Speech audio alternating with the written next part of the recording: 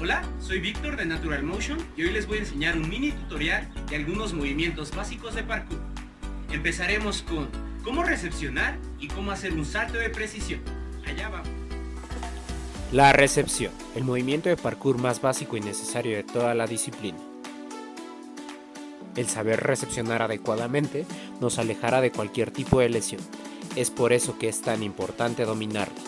Lo más importante al recepcionar es caer con el antepié, como se muestra en el video. Esta es la imagen de un antepié.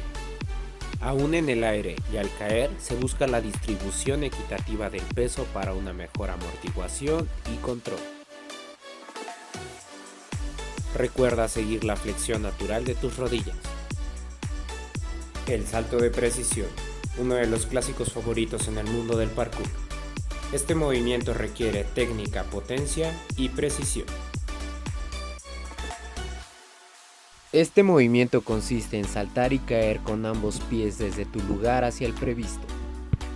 El salto de precisión comienza llevando los brazos hacia atrás a la vez que el pecho se inclina hacia adelante y las rodillas se flexionan.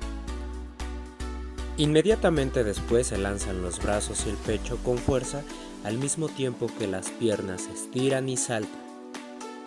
En este punto se lanzan la pelvis y las rodillas en dirección al lugar previsto. Se busca llegar a la altura máxima antes de descender. Recuerda que este movimiento es explosivo y sigue el mismo principio al caer que en la recepción. Eso fue todo por el video de hoy. Muchas gracias a todos por vernos. Nos vemos en el siguiente tutorial. Bye.